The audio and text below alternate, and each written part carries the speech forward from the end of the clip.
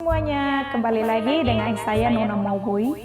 Di video saya sebelumnya, saya sudah sharing tentang pengalaman saya membuka 4 PAUD di 4 desa yang berbeda. Nah, mungkin pertanyaan dari teman-teman semua, para penggiat PAUD adalah bagaimana untuk mendanai biaya operasional dari PAUD yang kita dirikan tersebut atau kita buka tersebut. Simak terus video ini karena saya akan berbagi 4 cara untuk mendapatkan biaya operasional untuk mendanai PAUD yang kita bangun. Kesulitan terbesar dalam membuka PAUD adalah bagaimana mendapatkan dana untuk membiayai biaya operasional dari PAUD itu setiap hari, setiap minggu, dan setiap bulannya.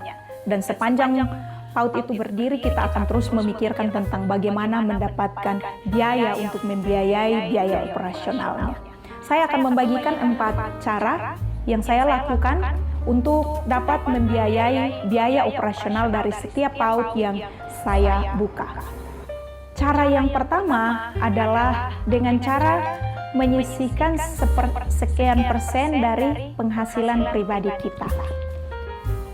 Mungkin ini tidak enak kedengarannya dan kelihatannya ini bukan cara yang paling baik.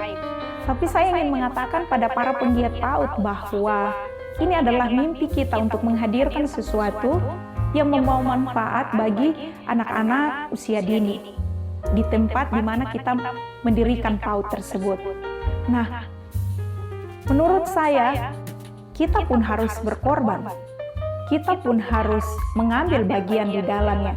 Kita pun harus menginvestasikan sesuatu di awal-awal sebelum ini benar-benar settle, benar-benar bisa mandiri, benar-benar bisa kokoh secara finansial. Maka yang pertama harus kita lakukan adalah kita harus berkomitmen secara pribadi untuk mengalokasikan sepersekian persen dari penghasilan pribadi kita untuk mendanai biaya operasional PAUD tersebut. Di awal-awal ketika saya membuka PAUD, bahkan masih saya lakukan sampai hari ini adalah ada sekian persen dari penghasilan saya yang saya berikan untuk masuk ke dalam kas PAUD yang akan dipakai untuk membiayai seluruh operasional PAUD tersebut. Cara yang kedua adalah dengan cara menceritakan tentang proyek sosial kita ini kepada teman-teman dekat kita.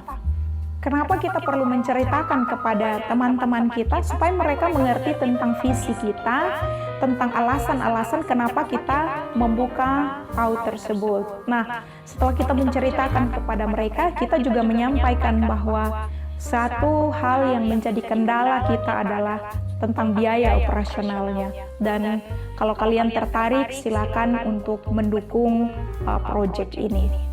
Kalau ada yang tertarik dan mendukung proyek kita, buat catatan keuangan yang jelas dan transparan, yang bisa dilaporkan kepada mereka, yang bisa mereka lihat kapan saja.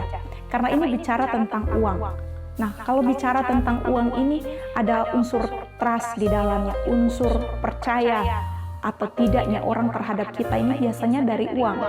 Nah, teman-teman yang mengelola PAUD, para penggiat PAUD, wajib untuk membuat catatan kas PAUD secara transparan yang bisa diakses oleh siapapun. Secara khusus diakses oleh teman-teman kita yang memberikan donasi atau dukungan untuk biaya operasional dari PAUD. Semakin teman-teman rajin menceritakan kepada teman-teman yang lain, mungkin ada yang tidak langsung membantu kita. Tetapi mungkin dia adalah orang yang nanti akan menceritakan lagi kepada orang lain dan dari orang tersebut ada dukungan. Nah, ada beberapa tipe orang di sini. Ada yang bisa spontan saat itu dia langsung bilang saya akan membantu sekian, tapi ada yang butuh waktu untuk memproses hal itu. Jadi tugas kita adalah kita harus rajin bercerita kepada teman-teman dekat kita. Cara yang ketiga adalah terus bangun komunikasi dengan pemerintah desa. Pemerintah desa di mana PAUD kita berdiri. Ini membangun komunikasi ini memang takes time. Kita harus sabar, kita benar-benar harus mau untuk membangun relasi dengan mereka. Kenapa kita harus membangun relasi dengan mereka? Karena dalam dana desa itu ada pengalokasian dana yang dapat mereka anggarkan untuk mendukung PAUD-PAUD yang ada di dalam desa tersebut untuk guru-gurunya. Nah, ini teman-teman bisa menggunakan kesempatan tersebut untuk bisa mendapatkan dana untuk operasional PAUD, khususnya untuk mendukung guru-guru kita. Nah, teman-teman, membangun komunikasi dengan pihak desa ini memang tidak mudah, tetapi harus kita lakukan.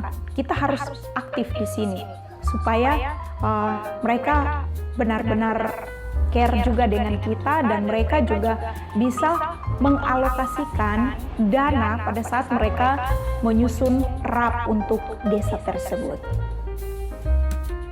Cara yang keempat, ini memang cara yang sedikit lebih advance, artinya ini teman-teman memang butuh effort di sini, yaitu dengan cara mengerjakan dapodik dari PAUD kita sehingga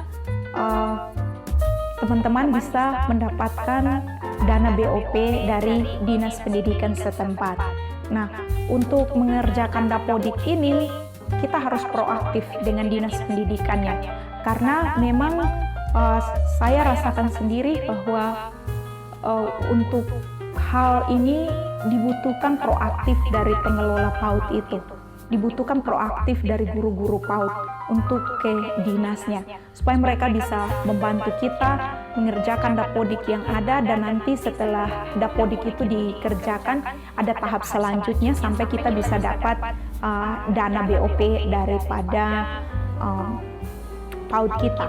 Nah, ini membutuhkan proses yang agak panjang, jadi memang PAUD yang kita bangun itu harus kita kelola dengan baik.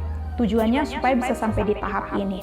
Nah, di dalam tahap ini, kalau kita sudah bisa sampai di pengerjaan dapodik dan nanti akan menjadi PAUD yang akan mendapatkan dana BOP, maka ini sudah sangat memudahkan kita juga bahwa kita akan mendapatkan dukungan dana untuk membiayai biaya operasional yang ada di dalam PAUD yang kita kelola atau kita buka tersebut.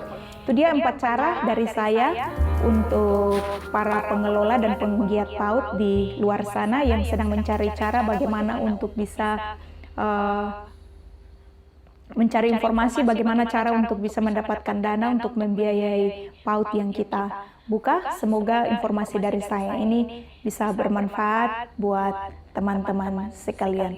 Tetap semangat untuk mengerjakan dan memberikan manfaat di dalam dunia pendidikan anak usia dini. Terima kasih.